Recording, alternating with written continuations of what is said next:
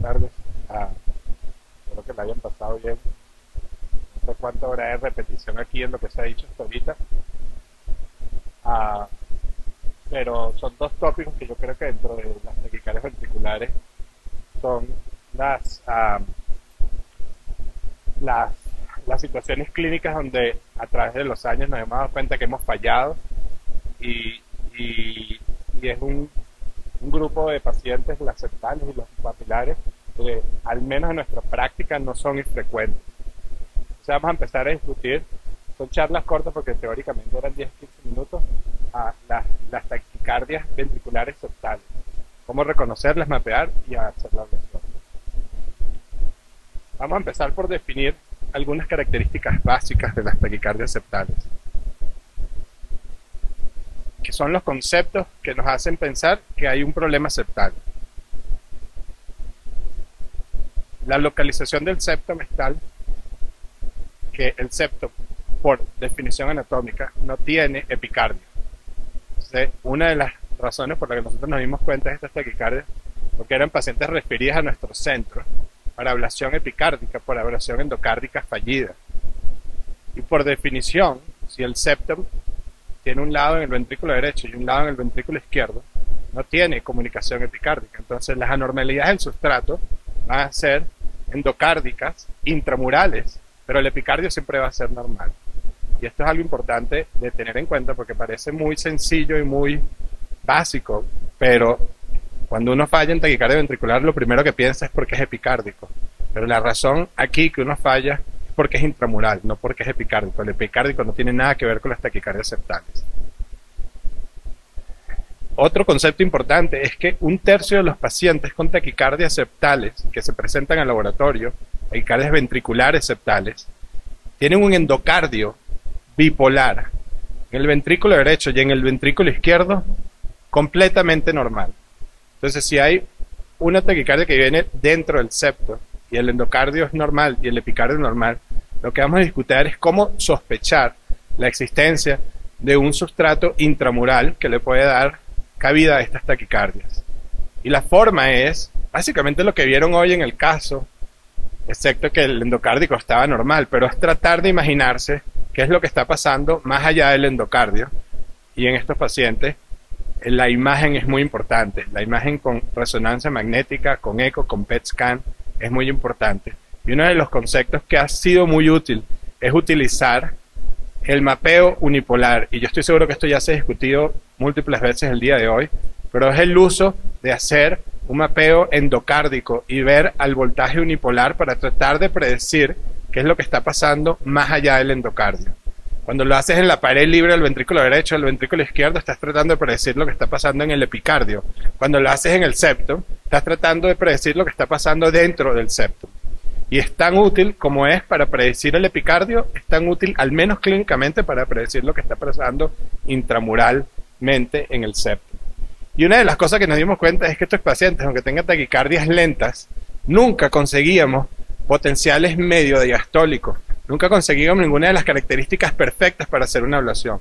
Lo que usualmente uno consigue en el endocardio son salidas, pacemap, que son buenos, o si puedes hacer entrainment pacemap. O sea que la parte crítica de este circuito, el concepto básico, es que está protegido dentro del músculo intramiocárdico del septo, lo cual se traslada para nosotros en un sustrato que es inasequible para mapeo o ablación.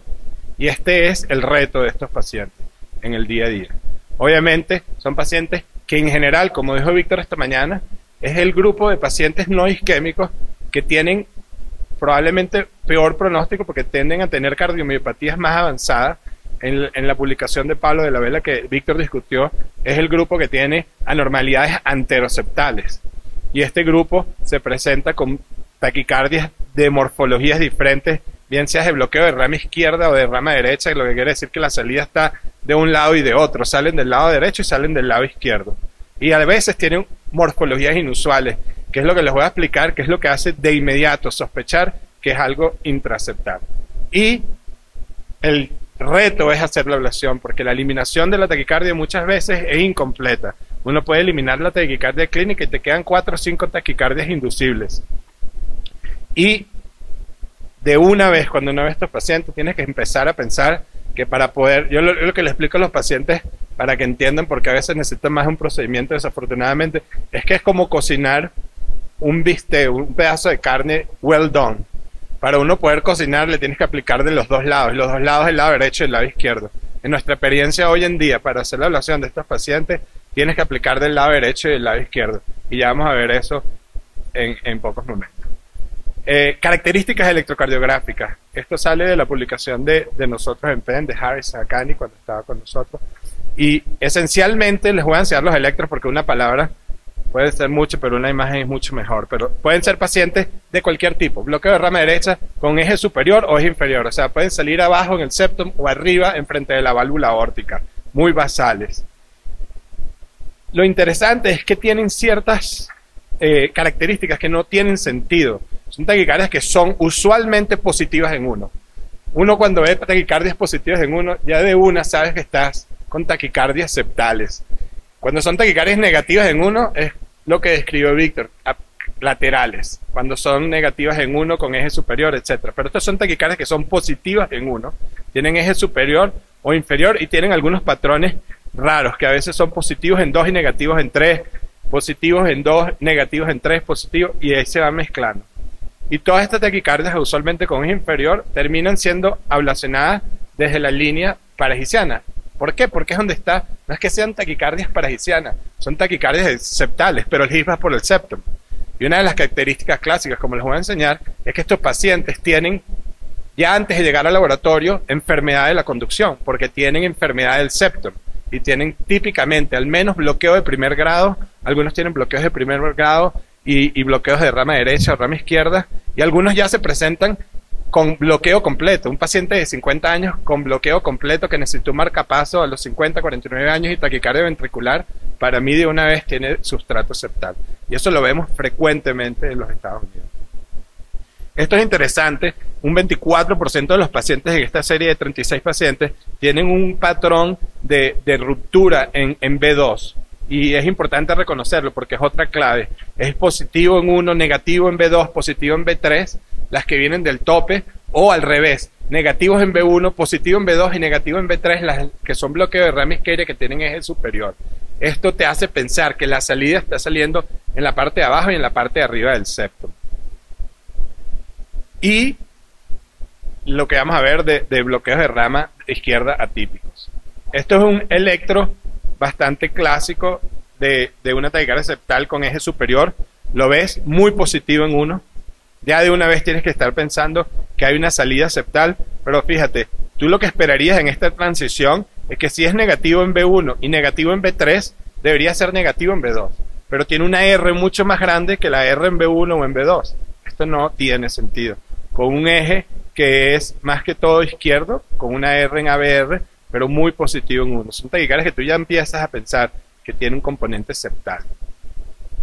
Y la imagen es básica. Yo, cuando veo a estos pacientes, lo primero que hago es veo el eco. Y este es el eco transtorácico típico de un paciente con sustrato septal. La fracción de eyección usualmente 40-45%. Pero si usted se fija aquí, este septo no se está moviendo. Y si uno le crea el eco, aunque hay veces que uno ve cosas que no son, pero aquí hay una línea hiperrefringente en el septum. Y este paciente en particular, yo les voy a enseñar el MRI para que vean que esto es una línea de cicatriz en el septum.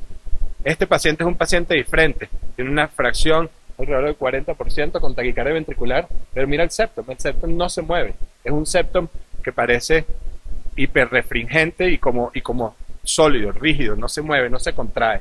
Este es el electrotípico. Esta es una imagen en eco intracardíaco. Cuando uno entra al laboratorio, lo primero que hace es ver el septum en estos pacientes. Y mira el septum en este paciente, clásico. No se mueve, no se contrae y tiene hiperrefringencia. Esto es sencillamente tratando de definir cuál es el sustrato para poner el electro con el paciente y la imagen. Eco, sencillamente eco de 2 dimensiones. Algo que yo veo que los ecocardiógrafos usualmente no reportan. Este paciente no lo reportaron, pero ellos no entienden qué es lo que estamos buscando con la taquicardia. Por eso frecuentemente lo que hago es voy y veo yo el eco. Si yo sé que el paciente tiene taquicardia central, yo veo el eco yo mismo, no leo el reporte. Obviamente una de las herramientas más utilizadas es la resonancia magnética, como lo describió Alejandro hoy. Esta resonancia es la resonancia de este paciente. Y si tú te fijas, el delay enhancement en el septo completamente presente es el mismo prácticamente de lo que estamos viendo en el eco de 2 dimensiones. Frecuentemente lo ves. Esta es otra imagen de otro paciente diferente alrededor del septum, imagen de delay enhancement, y lo que estaba tratando de explicar yo. Si tú tienes una taquicardia que viene de este sustrato, esto no tiene ningún equivalente epicárdico. El equivalente es el septum del ventrículo izquierdo y el septum del lado del ventrículo derecho. Si uno quiere hacer la ablación transmural de este paciente, le tienes que pegar del lado derecho y del lado izquierdo. El problema es que a medida que verán, uno va bloqueando, digamos, circuito en la parte superior, las taquicardias empiezan a salir hacia la parte inferior. Usualmente ya verán que requiere. Esto es una enfermedad que tiene un componente sectal importante. Se ve, nosotros por ser centro de referencia la vemos frecuentemente en Estados Unidos, y es sarcoidosis. Sarcoidosis con un PET scan muy positivo que se prende en el miocardio, típicamente envuelve el septum. Y es una enfermedad inflamatoria. De alguna forma estas otras enfermedades no isquémicas inflamatorias hacen el mismo efecto que hace sarcoidosis en el corazón. Algo de tener en mente. No sé qué tal. Frecuente será en Latinoamérica, pero nosotros en Estados Unidos vemos mucha sarcoidosis de este tipo de pacientes. Cuando hacemos mapeo de voltaje, este es el mapeo de voltaje típico de un paciente con sustrato septal. Esto sería un mapeo del ventrículo izquierdo, bipolar, a 1.5, totalmente normal. Es un paciente con taquicardia ventricular. Cuando uno cambia esto al unipolar a 8.5, te das cuenta que lo que te está prediciendo es que más allá del endocardio hay un componente anormal dentro del músculo. Y esto es un mapeo muy anormal unipolar en un paciente con sustrato intramural, intraseptal, lo cual sugiere que hay una presencia importante de un sustrato intramural protegido dentro del septo. Este es el equivalente a la resonancia que vimos, básicamente con el mapeo de voltaje. Y eso se presenta también del lado derecho. Esto es un paciente con taquicardia septal, derechas e izquierdas, pero con una cicatriz extensa, bipolar, de la pared septal del ventrículo derecho. Imagínense esa resonancia que yo les enseñé. Tienes el lado izquierdo y tienes el lado derecho saliendo así. Un mapeo anormal endocárdico bipolar. Cuando lo ves en unipolar, la zona es muchísimo más grande, lo cual sugiere de nuevo que hay un proceso intramural mucho más importante que endocárdico. Cuando se convierte en una cicatriz endocárdica, tienes que sospechar que el circuito está adentro, aunque muchas veces partes de los componentes están en el endocardio. Entonces, voltaje normal, usualmente definido en todo lo que es no el septo, o sea, normal en la pared lateral, normal en la pared inferior, normal en la pared libre del ventrículo derecho. Estas son las características del sustrato en el mapeo de voltaje. Usualmente los electrocardiogramas anormales están en la parte del septum, mid-septum, inferior septum y anteroseptum, lo que dijo Víctor esta mañana en su presentación. Usualmente basal, y esto se presenta en el 70% de estos pacientes. Cicatriz densa como tal, lo cual significa cicatrices de menos del 0.5. Es raro. Usualmente nada más el 10% de la masa ventricular tiene cicatriz densa. Ahora, cicatrices extensivas unipolares, usualmente mucho más grandes. De nuevo, la característica típica que te sugiere que el cicatriz endocárdica es pequeña, pero mucho más grande intramural en el septum. El voltaje en el ventrículo derecho, en un porcentaje de pacientes anormal, lo cual sugiere intramural. El proceso puede empezar en el ventrículo izquierdo, extenderse al derecho, etc., pero usualmente empieza más en el izquierdo y va al derecho.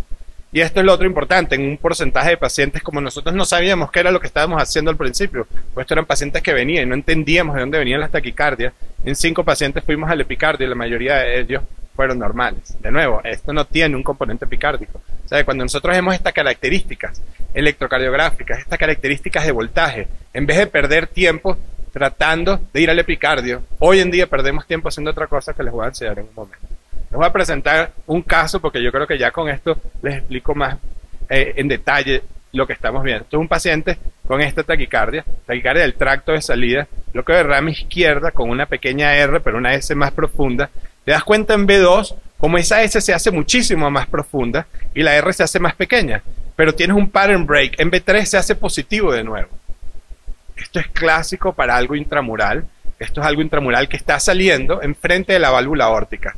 es positivo en 2 estrés, más negativo en ABL que en ABR, negativo en 1. Esto es una salida enfrente de la válvula aórtica, pero una salida inusual. Esto es una taquicardia que alguien llamaría del LV Summit. Este es el electro de base de este paciente, es típico.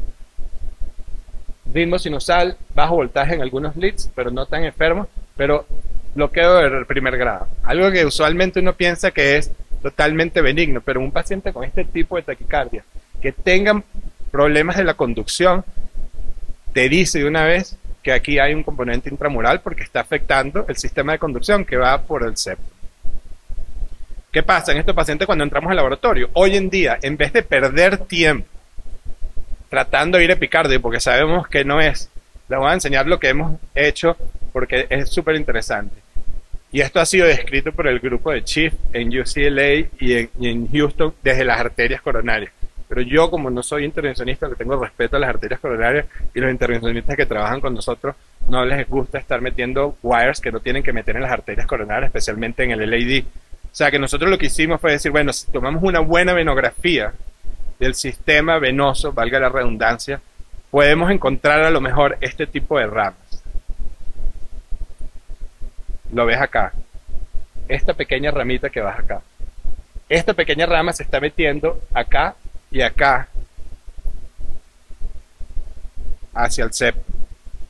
Entonces, inicialmente pensamos, bueno, ¿qué podemos hacer aquí? Esto es muy chiquito, aquí no se puede meter ningún catéter, aquí no se puede meter nada. Y la vas viendo aquí bajando. Entonces, el primer paso, cuando vemos taquicardias intraceptales, tomamos una buena venografía del seno coronario. Y lo que hemos hecho es con una vaina en el seno coronario y un catéter de 4 French, canular selectivamente esta vena. Aquí lo puedes ver. Aquí hacemos la venografía y ves esa vena irriga esencialmente, no irriga, drena esencialmente todo el septum. ¿Ves cómo se pinta? Todo el septum. Entonces, ¿qué dijimos? Bueno, podemos utilizar esto a lo mejor para embolización, podemos utilizar esto, pero lo más importante es que podemos utilizar esto para mapear, porque no habíamos tenido capacidad de mapear dentro del septum. Lo único que habíamos podido mapear era el endocardio de los dos lados, pero no sé que tengas una aguja y penetres cómo mapeas el septum. Este es el caso ejemplar de esto donde define todo. Aquí en este paciente, que fue la taquicardia que les enseñé, metimos a través de esta vena, a través de esto, una guaya, que puede ser una guaya de angioplastia inclusive, inducimos la taquicardia. Durante la taquicardia, te das cuenta que acá, esto sería el catéter de ablación que estaba por debajo del endocardio, y este sería el unipolar de esa taquicardia. Lo importante de esto es que hicimos entrainment de esta taquicardia dentro del septum. Y si te das cuenta acá, este entrainment, la taquicardia era a 450 esencialmente, estimulamos a 520, capturamos la taquicardia, este QRS es perfecto, es concealed, y el return cycle length es 551. O sea que tenemos un short stim to QRS, tenemos esencialmente la salida de esta taquicardia saliendo hacia acá. Esto es un componente que nunca lo hemos demostrado, nunca se ha visto, donde en realidad definimos que esta taquicardia venía dentro del septo. No era endocárdica del lado derecho ni del lado izquierdo, era y este es el tejido que estamos discutiendo hoy en día. ¿Qué pasa? Que para poder hacer ablación de esta taquicardia hay que hacer ablación de los dos lados del septum, y ya se los voy a describir. Pero esencialmente, esta es una taquicardia similar, donde ahora la salida es left bundle, un poco más inferior, y la guaya, que está más hacia adentro, está ahora mapeando el lado derecho del septum. La salida estaba del lado derecho del septum. Entonces, ¿cómo hacer la ablación de estos pacientes? Este es el challenge de hoy en día de las taquicardias septales. Esta es la primera taquicardia, ¿ok? La primera taquicardia que tuvimos. Dijimos, bueno, está viniendo, tenemos la guía, vamos a aplicar en el ventrículo izquierdo. Son todas las lesiones que están en azules. Aplicación del ventrículo izquierdo. Y yo les voy a enseñar, esta taquicardia termina, se enlentece y queda no inducible. Tratamos de inducir otra vez y aplicamos y tenemos una taquicardia, bloqueo de rama izquierda, transición tardía, con unas características totalmente diferentes a esta taquicardia, pero características del septum. Positivo en 1, negativo en ABR, como medio flat en ABL, un poco positivo, y transición tardía. La taquicardia, esa es el ejemplo que le enseñé antes. Saliendo ahora el mismo paciente del lado izquierdo. Entonces, ¿cuál es la ablación de estrategia que tenemos hoy en día? Es hacer unipolar, ablación unipolar del lado opuesto, ahora del lado derecho. Cuando mapeamos la taquicardia del lado derecho, hicimos la aplicación te das cuenta, las lesiones que fueron aplicadas del lado derecho son las lesiones en rojo. Esencialmente es como que hubiéramos hecho un sándwich de aplicaciones del lado derecho y del lado izquierdo en el mismo nivel. Se termina esta taquicardia y tratamos de induce ahora una taquicardia que tiene una salida mucho más inferior, más septal, a lo mejor esta es el epicardio, y lo que hacemos es terminar de aplicar en la parte inferior del septum. Estos pacientes son de ablaciones que llevan horas, porque cada una de estas lesiones son lesiones hoy en día que son de 5, 3 minutos, donde te tienes que pegar, tienes que tener buen contacto, y una de las cosas más importantes es tener buen contacto. Lo interesante de esto es que una vez que terminamos la aplicación de todo esto, no pudimos estimular VT de nuevo, y cuando fuimos a estimular de nuevo con la guaya dentro del septum, había bloqueo de salida. No pudimos volver a estimular con la guaya en el mismo lugar, lo cual nos dio la idea de que de repente, haciendo aplicación de los dos lados del septum, estábamos aislando, estábamos llegando al punto de eliminación de todos los circuitos. Este paciente le dio muy bien. Para llegar hasta esto, este paciente necesitó 3 procedimientos. O sea que no es lo que hemos aprendido, pero a medida que hemos aprendido, a lo mejor hoy en día, sabiendo esto y mapeando mejor el septum, esto se puede hacer en un solo procedimiento. Las lesiones típicas, esto es otro paciente con taquicardia septal, son lesiones extensivas del lado izquierdo y lesiones que usualmente van del lado derecho. Y cuando tú ves los dos mapas sobrepuestos en un cartosound, te das cuenta que esencialmente las lesiones del lado derecho y el lado izquierdo lo que están haciendo es aplicar lesiones a los dos lados del septum para tratar de hacer una lesión profunda en el sustrato intramural. ¿Qué opciones hay?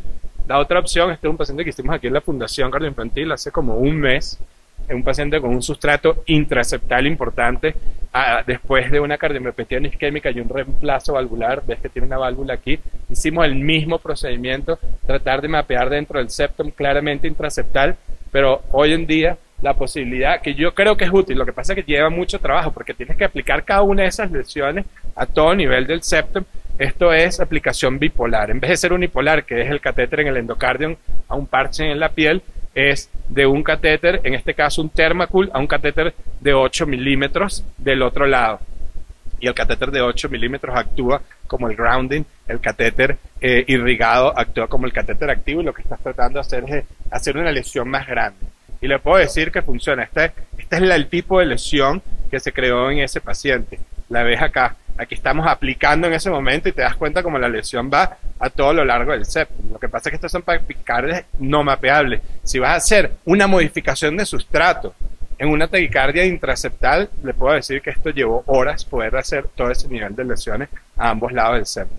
Y una de las cosas que es frecuente, que da miedo porque no sabemos hoy en día qué es lo que puede pasar y mucha gente está en contra de tratar bipolar, es esto. Esto pasó muchísimas veces. Te das cuenta, estamos haciendo aplicación y hay una cantidad de pops todo el tiempo. Porque yo creo que, de nuevo, no tenemos el procedimiento perfecto para aplicación bipolar. Ahora, un pop intramural entre el septum, yo no creo que pase nada, siempre que estés protegido, digamos, de embolización, etcétera. Un pop en la pared libre a lo mejor es diferente, ¿no? Y un pop en la pared libre en el epicardio, al lado de una coronaria, puede ser diferente. Yo creo que para el septum me siento confortable con bipolar, pero en otras partes no lo sé todavía. La otra opción es hacer embolización. Este es un case report del grupo de Chief en UCLA, donde ellos hicieron embolización con col de las arterias coronarias para infartar el septum. Y esta es otra opción. Lo que pasa es que depende de la presencia de arterias coronarias que irriguen el septum. Y lo mismo puedes hacer con instalación de alcohol. O sea que alcohol injection o coil embolization es una opción para tratar de eliminar el sustrato intraseptal. En conclusión, la dificultad es mapear múltiples morfologías de taquicardias no sostenidas. Una de las cosas que hemos hecho en Filadelfia es utilizar support devices de presión, el Impella, para mantener la taquicardia y tratar de mapear las salidas, porque es mejor mapear esto, porque como no tienes un sustrato, en realidad no sabes qué tanto modificar el sustrato. Y lo que uno hace, empieza a hacer la ablación, y aunque no tengas un buen target, te tienes que imaginar qué es lo que está pasando dentro del endocardio basado en una salida, y ahí vas aplicando hasta que la taquicardia se vaya terminando o vaya cambiando. Hay que estar muy claro que con las técnicas de hoy en día, y sobre todo nada más con mapeo endocárdico de los dos lados, la definición del sustrato es incompleta, porque no podemos mapear el sustrato intramural. Por eso se lo tiene que imaginar, te lo tienes que imaginar con eco con mapeo de voltaje unipolar y con resonancia. Daño colateral, el daño colateral más importante es que si el paciente no llegó a la ablación con bloqueo completo, te lo aseguro que el 95% de estos pacientes sale de la ablación con bloqueo completo. Lo cual uno puede decir que no tiene implicaciones, pero si el paciente nada más tiene, digamos, un unicameral, eso significa que hay que hacerle un upgrade a un BIB, porque era un paciente que ahora va a tener un device que no es adecuado. Y esto es importante porque yo se lo explico a los pacientes de una vez que sospecho taquicardia septal antes de entrar al laboratorio, que existe un alto riesgo de que van a tener bloqueo completo. Obviamente no hay ninguna otra alternativa que hacer la ablación, pero para que no le caiga por sorpresa que ahora necesita otro device, hay que decírselo de frente, y por eso también es importante sospechar lo que uno va a hacer cuando entra. Yo creo que la clave aquí es una lesión transmural.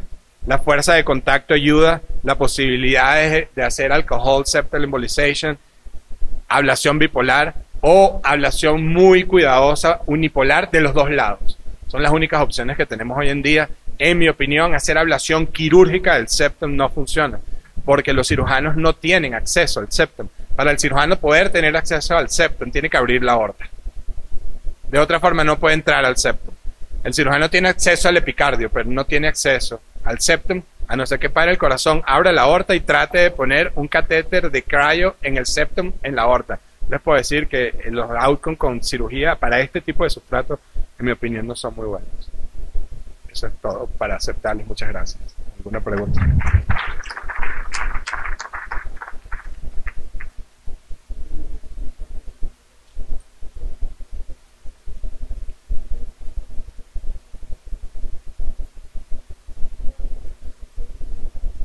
Sí, básicamente la guía lo que es, bueno, hay dos guías.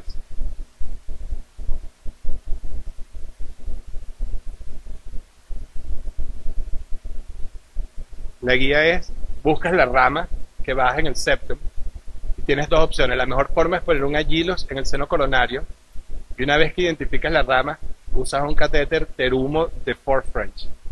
¿Ok? Y ese catéter te llega ahí. Eso ya por definición te dice que todo el trayecto, desde afuera hasta la punta del terumo, está protegido por plástico.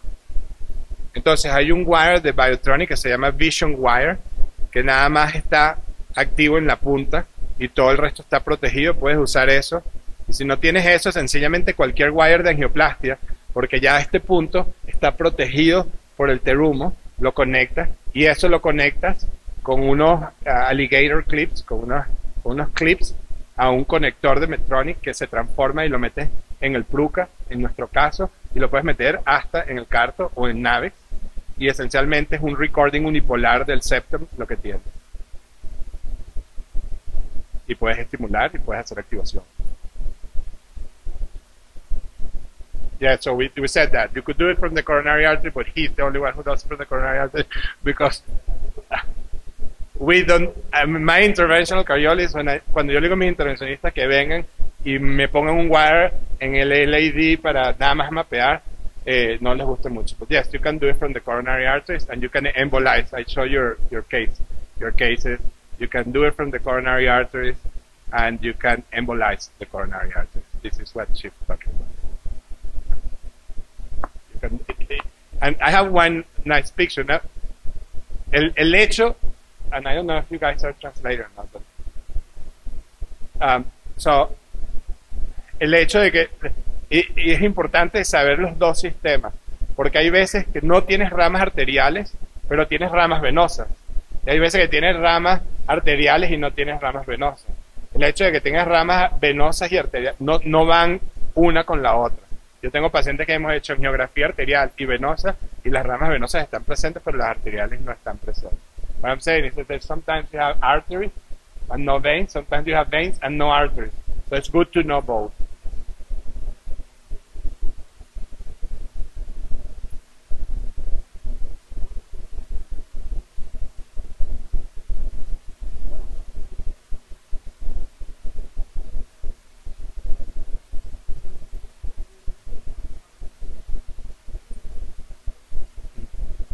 A ver.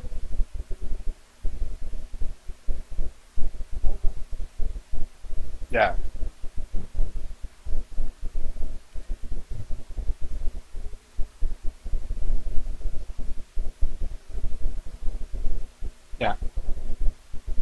No, there's no question. These are the toughest DTs, probably. Las más difíciles que tenemos hoy en día. Any other questions?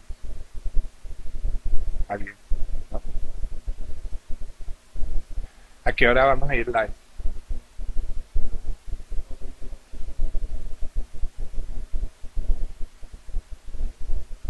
Okay. La otra charla que me habían pedido que hiciera es una combinación y lo voy a hacer las dos juntas para no aburrirlos tanto, pero esencialmente es la ablación de arritmias intracavitarias.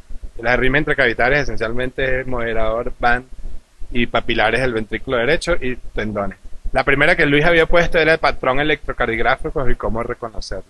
Yo creo que es bastante sencillo.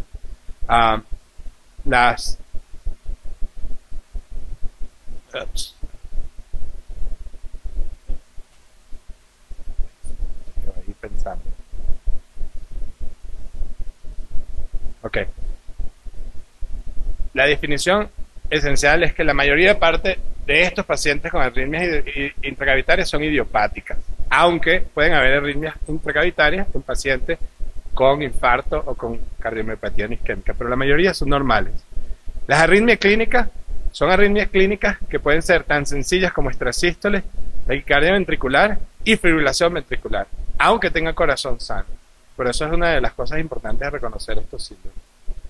Y lo que es básico es que son arritmias que tienen característicamente específicos sitios de origen con patrones anatómicos que las podemos ver muy fácil con eco intracardíaco. Y una de las cosas que les voy a decir que para poder hacer arritmias intracavitarias, en mi opinión, hay que tener ICE y patrones electrocardiográficos clásicos. Las tres zonas que vamos a hablar, y esto es a Calvin de Chip, de UCLA, y son unas imágenes más viejas, no tan bonitas, pero banda moderadora, que es el ventrículo derecho, lo que son los músculos papilares y estas estructuras que pueden conectar los músculos papilares al septum y a los fascículos que se llaman las cuerdas tendinosas fansas.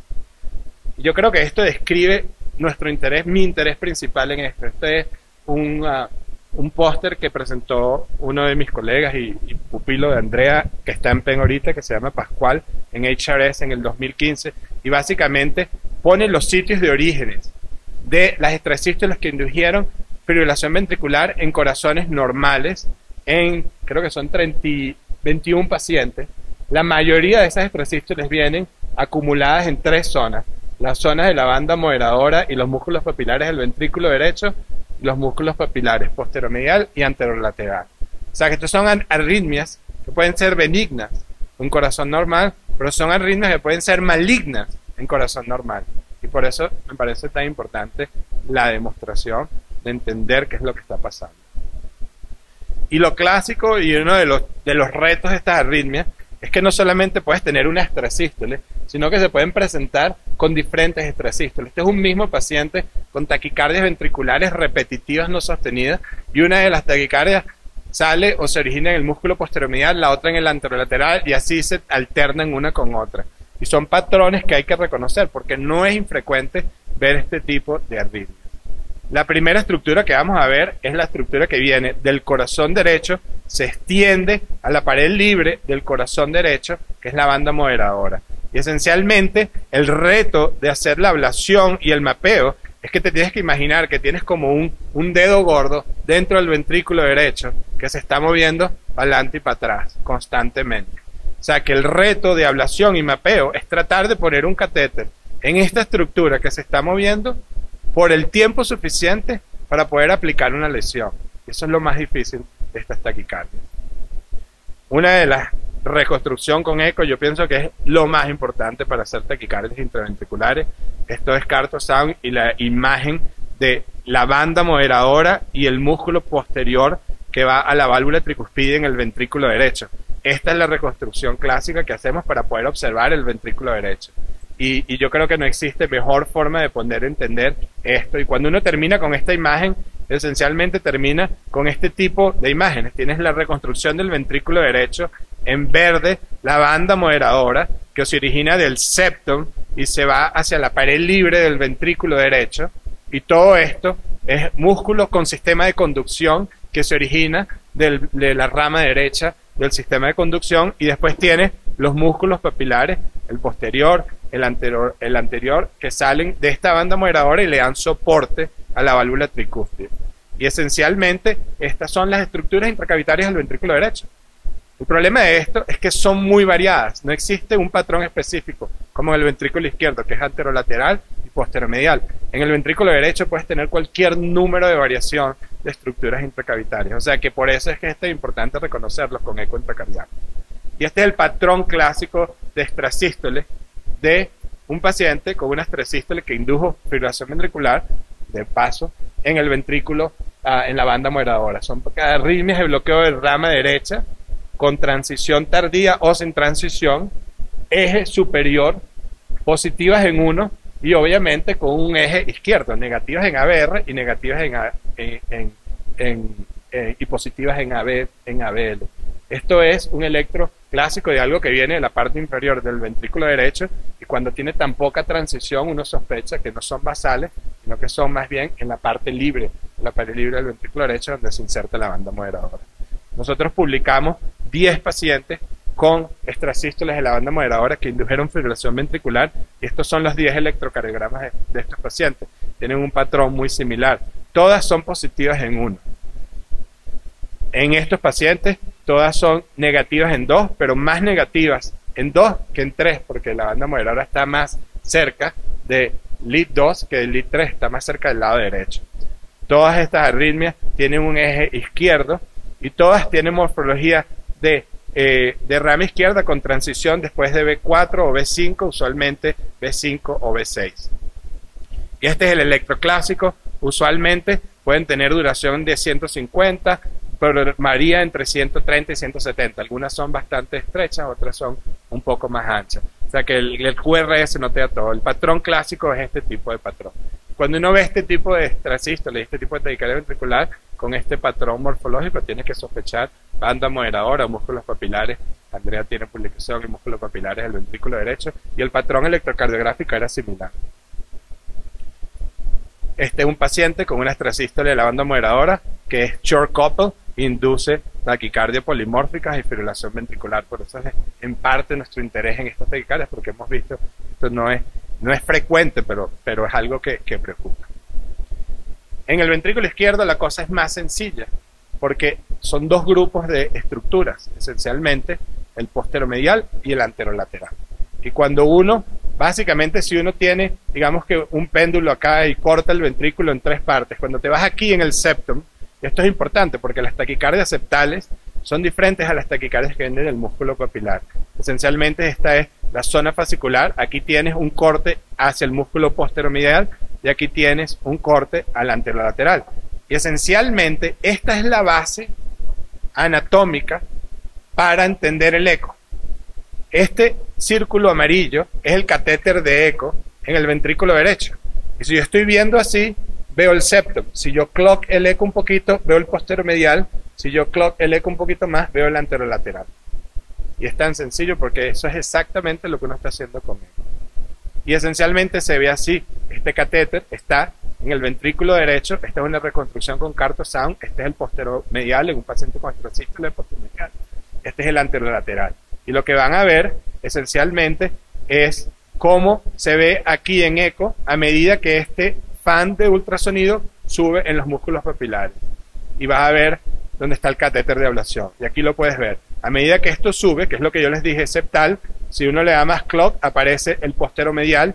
Si uno le da más clock, aparece el músculo anterolateral en el eco. Lo vas a ver ahora, un poquito más clock hacia arriba. Ese es el anterolateral.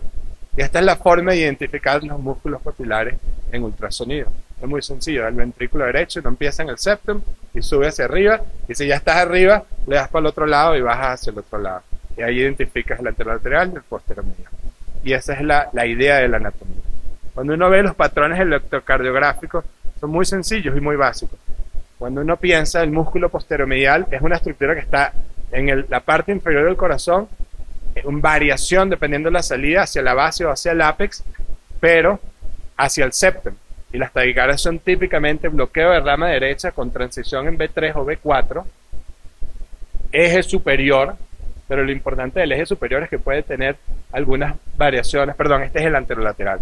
El anterolateral es típicamente da este patrón. El anterolateral, como es una estructura que está flotando y está más cerca de la derivación 3 que de la derivación 2, usualmente es algo, yo lo considero un signature, es un patrón electrocardiográfico de firma, digamos, que sea, ¿qué estructura te puede dar un electro que sea negativo en 2 y positivo en 3 con un eje derecho? La única estructura es algo que esté flotando en el ventrículo, y ese es el músculo anterolateral. Este es el electro clásico de un músculo anterolateral, bloqueo de rama derecha, transición B4, B5, eje súper derecho, negativo en ABL y positivo en ABR, más negativo obviamente en 1, y negativo en 2 y positivo en 3.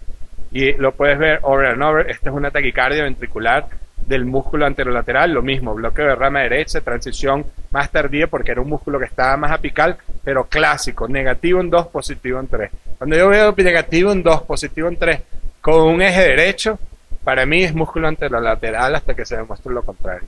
Y es un patrón específico del músculo anterolateral y de cualquier estructura alrededor del músculo anterolateral. El músculo posteromedial era lo que les estaba explicando, es una estructura en la parte inferior hacia el septum. Entonces vas a tener un bloqueo de rama derecha de nuevo con una transición en B3, B4, dependiendo, pero tiene un eje superior. Un eje superior, y como está en todo el medio del septum, no tiene ni eje derecho ni eje izquierdo, sino que es bifásico en uno y negativo o positivo en ABR y en ABL. Obviamente con más positividad hacia el lado izquierdo que hacia el lado derecho, porque la mayor fuerza es el ventrículo izquierdo y se va hacia el hombro izquierdo, por eso que es positivo en ABL e inicialmente negativo en ABL. El diagnóstico diferencial más importante aquí es cuando uno le preguntan, ¿es esto músculo papilar o más hacia el septum o fascicular? Y yo creo que eso es algo donde yo todavía no tengo una explicación clara, ni tengo un patrón específico de diferenciar, pero hay una clave que yo pienso es importante y al menos se ha aplicado clínicamente. Y esto es un caso muy interesante que tuve la oportunidad de hacer en una visita a un laboratorio. Es un paciente de 7 años con esta taquicardia que pensaban que era fascicular. Y yo cuando vi el electro, bloqueo de rama derecha, transición en B3, B4, de una vez vi uno y ABL y ellos pensaban que era fascicular. Y hay una clave electrocardiográfica que es muy importante. Y yo creo que es esta. Y este slide se lo enseño ahorita, pero es esta diferencia. Y esto está fuera de slide, pero ahorita les enseño la otra slide. En músculo posteromedial, la activación del músculo sale directo al miocardio. En 1 y en ABL es una onda R. En el taquicardia fascicular, la activación inicial es del septum. Y cuando hay una activación inicial en el septum, los leads que ven el lado izquierdo, digamos, 1 y ABL, van a ver una fuerza inicial que se va a alejar de 1 y ABL y tienen una pequeña onda Q en 1 y en ABL. Esto nosotros lo hemos visto como un patrón importante para estas taquicardias. El grupo de Michigan y el grupo de nosotros evaluó esto. En el grupo de ellos la presencia de una Q en 1 era 100% para fascicular y la ausencia de la Q en 1 era 100% para posteromedial. En el grupo de nosotros vimos a 1 y ABL la ausencia de una Q, 0 de 12 pacientes no tenían la Q, 10 de 10 pacientes tenían la Q para fasciculares, independientemente de las otras características. La duración del QRS, obviamente, en una fascicular es más estrecha que en una ventricular porque está dentro de los fascículos, pero simplemente la ausencia o la presencia de esta Q en ABL, para mí es lo que yo primero veo cuando busco una taquicardia que parece fascículo posterior o parece posteromedial. Y se aplica bastante bien, y estos son dos ejemplos clásicos. Esto es posteromedial, y ya se los enseñé, y esto es un fascicular, y ves la Q en 1 y en ABL. Y obviamente estas taquicardias, tú puedes decir, bueno, esta es muy estrecha, pero mira esta taquicardia. Esta taquicardia le hicimos la ablación desde el músculo posteromedial, y mira lo estrecha que es. O sea que la estrechez o la anchez del QRS no necesariamente son tan claves que esto. Y esto es importante en un electro que lo voy a enseñar, cuando empieza a pensar que para ver una activación del septum hay una Q en 1 y en ABL. Y esencialmente estos son otros ejemplos de lo mismo. Una de las cosas importantes en el electro es que tú puedes ver un electro que parece así, esto es un anterolateral, y a los 10 minutos el paciente hace una taquicardia de nuevo y el electro parece diferente, porque esencialmente estas taquicardias pueden tener salidas un poquito diferentes, hacia la base o hacia la parte más apical del músculo, dependiendo en el sitio de origen del músculo. Puede estar un poquito más hacia el ápex, un poquito más hacia la base. Esto es un electro, de nuevo, de un paciente típico anterolateral, donde es muy más negativo en 2 que en 3, y no necesariamente tiene que tener el patrón clásico, pero la idea es esa. Algo que sea más negativo en 2 que en 3, tiene que ser algo flotante. La tercera estructura que Luis me había pedido hablar es esta estructura, que son los tendones falsos. Uno nunca se podría imaginar que algo puede venir de un tendón falso, pero cuando uno ve la histología de estos tendones falsos tienen células de Purkinje, o sea que son estructuras de conducción activas. Y yo nunca pensé que una taquicardia podía tener un tendón falso hasta que tuve un caso que no lo pudimos figurar y necesitó 4 ablaciones y jurábamos que lo agarrábamos, era no inducible, llegaba a CCU y volvía a tener taquicardia ventricular. Y cuando vimos eco, de nuevo, eco, muy importante, y uno ve esta zona acá, te das cuenta, y a veces tienes que tener una buena imagen de eco, poner el eco, buscarlo, pero hay un músculo anterolateral y ves una conexión falsa que esencialmente une el músculo anterolateral con el septo. Y yo les voy a enseñar el eco más tarde. La única forma de hacer la ablación de esta taquicardia fue poner el catéter en ese tendón falso. Y como la taquicardia, si viene hacia el septum, va a activar el septum primero. Uno de los patrones clásicos que hemos visto para estas taquicardias es muy parecido. Parece una taquicardia de fascículo anterior. Prácticamente. Este era un paciente joven con una taquicardia rara, un electro bizarro, un electro de esos que uno dice, yo no sé de dónde viene, pero en otro paciente, por ejemplo, a este paciente, es una taquicardia que parece el tracto de salida, que es muy narrow, pero se está activando primero el septum. Es negativo inicialmente en 2 y en 3. Este es un patrón, y no tengo muchos pacientes de este, nada les puedo enseñar 3 o 4 pacientes, no hay mucha en la literatura de estos pacientes, pero un patrón que hemos visto, de nuevo, es un paciente que parece, en el caso de los fascículos que conectan las cuerdas tendinosas con la parte anterior, parece una fascicular anterior, pero tiene una activación, como si fuera tracto de salida, pero con una Q en 2 y en 3. Eso es lo único que tengo de patrones electrocardiográficos que te pueden hacer sospechar tendones falsos. En conclusión, los músculos papilares son arritmogénicos y potencialmente pueden presentar arritmias. Los patrones electrocardiográficos te ayudan a predecir el sitio de origen y te van a guiar a lo que vas a ir a mapear. Para mí no es que sea útil, es que es esencial el uso de eco intracardíaco para mapeo y para ablación de estructuras intracavitarias. Esto no se puede hacer sin eco intracardíaco. Y obviamente, después que uno define la anatomía y entienda la anatomía, el factor más importante para una ablación exitosa es contacto. Si uno no tiene buen contacto con el músculo papilar, es muy difícil hacer la ablación y es la razón más frecuente de fallar en la ablación de arritmias intracavitarias. Muchas gracias.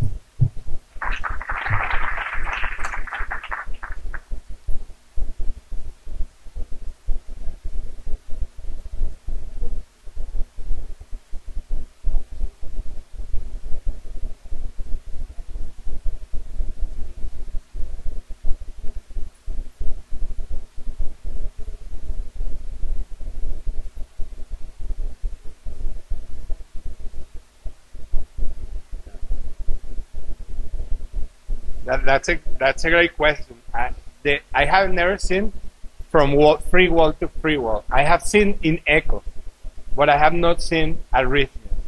I have seen arrhythmias from pap muscle to septum. And it seems, the ones that I've seen, is that they go to the septum, but I never thought about it.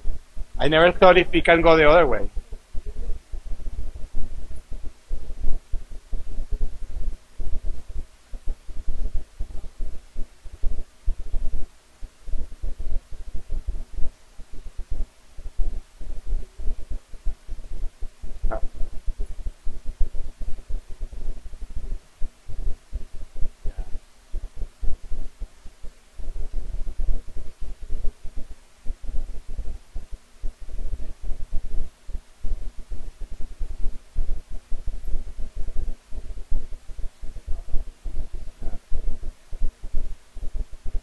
Yeah, so lo que está diciendo Chip es que, y esto yo estoy de acuerdo, I'm 100% with you. I'm now looking for mitral valve prolapse in every patient with this.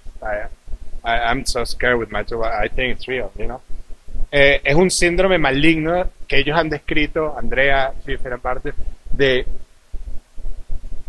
prolapso de la válvula mitral y de alguna forma patología del músculo papilar que produce el prolapso de la válvula mitral y extrasístoles de ese músculo papilar que de alguna forma crean el medio perfecto, and I don't know if it's an autonomic connection, pero crea el medio perfecto para tener una extrasístole de otra morfología o una extrasístole de tracto de salida y después fibrilación ventricular, pero la extrasístole que dispara la fibrilación ventricular viene del músculo papilar y no del tracto de salida. Y esos pacientes tenían prolapso de válvula mitral. Es un síndrome que existe. Yo hoy en día cuando veo pacientes con fibrilación ventricular busco prolapso de válvula mitral a ese punto porque me he convencido de que hay algo anormal en los músculos papilares y la válvula mitral que puede producir este síndrome.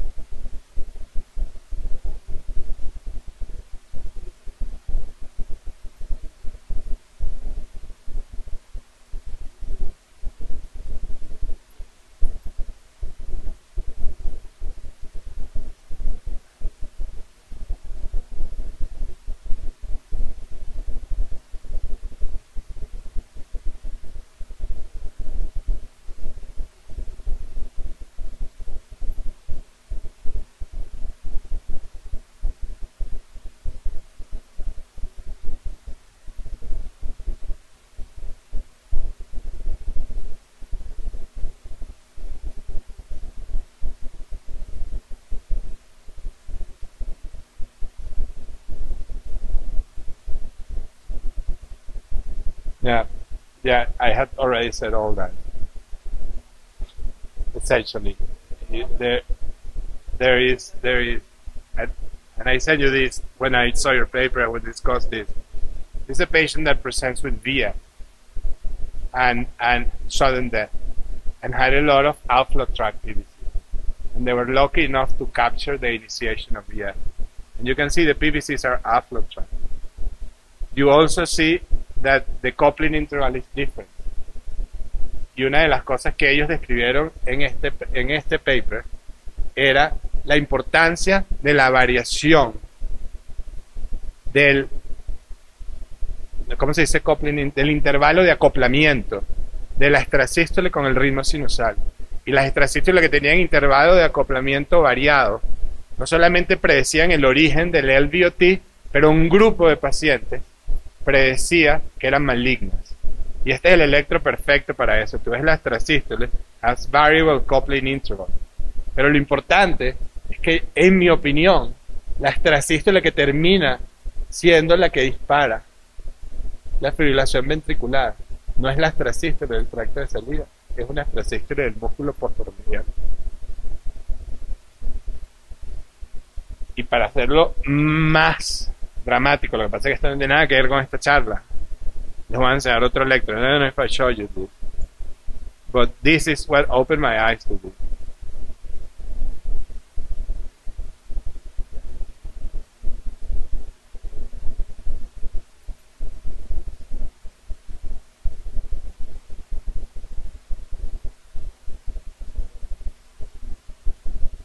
They do?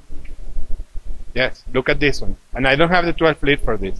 Este era un paciente, es un paciente, se salvó. un paciente, and I think this is part of the explanation without mitral valve prolapse, that this is perfect. So, un paciente que tenía, porque se le hizo la evaluación, extrasístoles del tracto de salida del ventrículo derecho. Nunca había tenido síncope. The patient with RVO PVCs never had syncope. Failed ablation somewhere else. Falló una ablación y el referral me llama, the referral called me and said, I want to put a life vest because she had non-sustained VT. And I said, no need for a life vest. Ellos le quieren poner un life vest, ¿sabes lo que es el life vest? El chaleco, ¿no? Y yo le dije que no. Y él dijo, no me importa lo que tú digas, yo le voy a poner el life vest. Y yo estaba llegando de Colombia al aeropuerto un día y me llaman del ER y me dicen, su paciente se amaneció y estaba mojada. She woke up and she was wet because the life vest da un gel antes de chocar al paciente. And look at this. This was the strip. This patient never had syncope. Un paciente sin síncope, función ventricular normal. And look at this. This is the PVC, outflow tract PVC, this bit, completely different axis, induces ventricular fibrillation. This patient didn't have mitral valve prolapse. If she didn't have the life vest, si no hubiera tenido el life vest, se hubiera muerto. Y yo no sé qué culpa tenía yo no le hubiera puesto un life vest. But look at this, Andrea, this is the patient, life vest, second PVC is superior access, induces VF. So I don't know, Steve, if you agree, but maybe the constant bigeminy, which is bradycardic, stretches the pap muscle.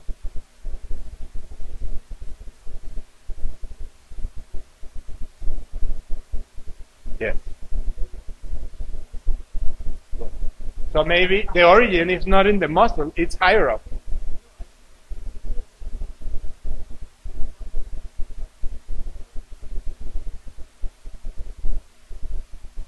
It's a scary, man.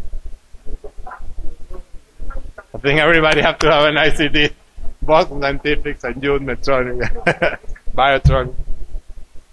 I know.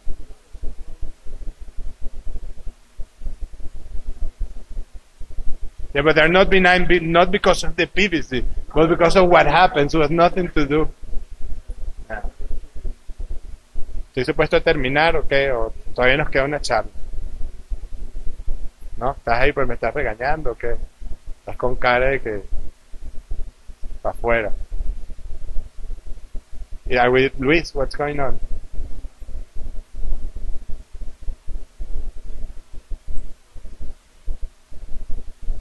I'm gonna just be brief because the third topic was how to ablate this.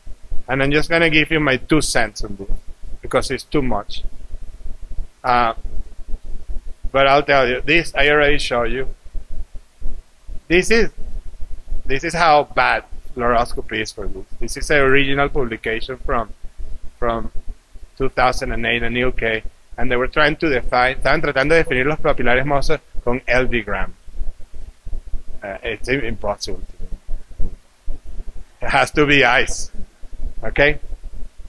So I already showed you this. La reconstrucción de la banda moderadora, etc., etc. I already showed you this also. All I want to say is how to ablate and map this. The ICI guide. This is very important.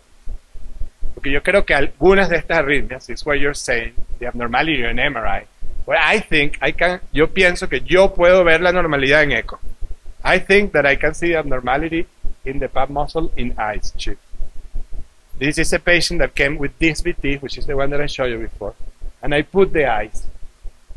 And la importancia del electro es que uno ve el electro y dice, okay, I see this EKG. Yo veo este electro, I think it's posterior medial pap muscle. Yo creo que es el posterior medial. I'm going to look the posterior medial en eco a ver cómo se ve. I'm going to examine the posterior medial. And when we put the echo,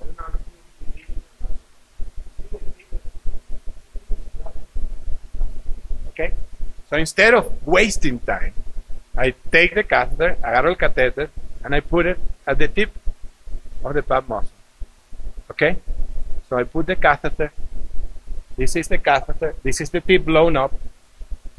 Okay? And I'll show you in a second. You put the catheter there. This is another example. This is beautiful. It's a patient with this PVC. like anterolateral pap muscle kind of a thing. This is the EKG. Este es el potencial durante el ritmo sinusal. This is a pace map of the PVC, and this is the PVC now with the potential in front, in an area of a scar. I mean, this is it's the same. So there is no question that si usted ve el electro y te vas con eco y consigues una normalidad, and this is perfect. There is no question that yes. El problema es que para hacer la ablación de este tejido tienes que estar en contacto. And that's what I'll show you in a second. Catheter contact. This is the problem. You see, you're trying to ablate that pap muscle I show you. But look at this. The patient is breathing, vertical heart. Mira la fluoroscopio, el catéter, y mira el eco. Not only the patient, el paciente se está moviendo, el paciente está respirando, el músculo se está moviendo, el corazón está latiendo en ritmo sinusal y en PVC. Do you see my presentation, man? Okay, so this is, I think, the best utility for cryo in my lab. And this is what happens. This is cryo. Y lo que hemos hecho es, hoy en día, all the pap muscles that I try RF first because I map, pero si veo que no tengo contacto, I change to the cryo catheter. This is cryo. This is the catheter. Gets cryo. Cuando se enfría y está cerca de la punta, se pega. And then you do a 5-minute freeze, and I'll tell you, it goes away if it's coming from there. Because the catheter doesn't move. It's stuck. It's like your tongue stuck with, ¿sabes? Dumb and Dumber. The tongue gets stuck. That's what happens. So, la forma, yo creo que the only way to improve contact for this is cryo. And it has worked very well. Because the other thing that happens, if you try to touch this, si lo tratas de tocar, la tendencia es a empujarlo. Cuando uno lo empuja, lo que pasa es que ya no estás en la punta del papilar, ahora estás en la base del papilar. If you only push, what happens is you just go to the base. You're not on the tip anymore. And if the arrhythmia comes from the tip, you cannot ablate. You do now 10 ablation, 20 ablation, and the PVC keeps coming back. And that's what happens. Obviously, if you have good contact, the PVC goes away. Esto es algo importante que siempre, por eso es que yo le digo a Luis siempre y cada vez que voy a algún laboratorio, to do VT ablation, you have to display 12 lead EKG. Para hacer ablación de taquicardia ventricular, tú tienes que ver el 12 lead, porque taquicardia ventricular is about 12 lead. Especially in pap muscle. Esto es un paciente, ahí está, empiezo la ablación y fíjate lo que pasa con el electro. Era un posteromedial, anterolateral pap muscle. As we ablate, the PVC doesn't go away, but the exit, la salida cambia completamente a la pared anterior. Y esto es muy importante porque tienes que redirigir a donde vas a mapear. No puedes seguir quemando ahí porque no estabas en un sitio de origen, estabas en una salida y ahora el PVC consigue una salida por otro lado. O sea que quemar más en el mismo sitio y no tiene idea, tienes que volver a mapear de nuevo. And we learned the cryo, y aprendimos lo de cryo por estos pacientes. Esto ayuda, contact force. I think it helps. This is with the catheter on ice. Looks like good, parece buen contacto, buen electrograma, 2 grams. You cannot do anything with 2 grams. And when you start pushing, you get 12 grams. Pero cuando you llega y 27 grams, el catéter ya no está en la punta del músculo papilar, está en el endocardio. So, if si viene de la punta del papilar, you bury it in the endocardium, a lo mejor quemas todas las salidas, pero no estás en el sitio de origen, va a ser más de una lesión, 2 lesiones, 10 lesiones, 10 lesiones. Esto esencialmente fue lo que vimos hoy, el problema de los músculos papilares y la ablación. Esto es un caso esencialmente muy similar a lo que hicimos hoy, músculo papilar, la cicatriz, etcétera, y la sospecha de los músculos papilares y la cicatriz. No voy a discutir esto para no entrar en detalle. Perdón, esa era la conclusión. Pero lo que quería enseñar era la ablación del false tendon. Creo que no lo tengo aquí, pero esencialmente es igual a lo que what you showed. It's false tendon with cryo. La ablación para el tendón falso es con cryo y el cryo se pega al false tendon y desaparece. el potencial es muy difícil con AF normal. Um, so that's it. No, they can come anywhere. They can come from the tip, from the base. The worst prediction factor, it's a very thick pap muscle. Un músculo muy grueso, you really cannot map. It could be intermuscular. Yes, you may have to go around more than one lesion. Yeah, in those, that's a very good point. Cryo works if it's superficial. If it's not superficial, cryo doesn't work.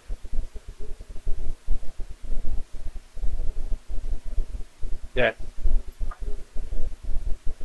Yeah. That's a very good point. Yeah. Yeah. Yeah.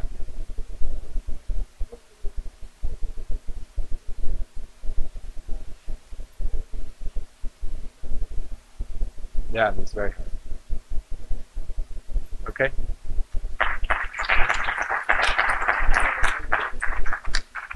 La podemos dar fin a la conferencia. Ya tenemos un grupo reducido de personas. We're gonna call it quits. I think we've had a great day of live cases and very interesting presentations. And I want to thank everybody for attending the meeting. I think it was a great meeting.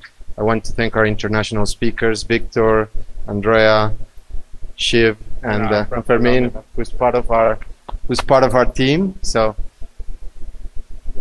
quiero agradecerles a todos por haber venido y haber participado de esta invitación, a Néstor por sus casos interesantes y sus nuevos conceptos para resincronización, y a todos ustedes esperamos verlos el año entrante y bueno, Néstor es international. Sí, por eso dije. Y bueno, muchas gracias a todos. Que tengan un buen viaje de regreso. Gracias. Bien.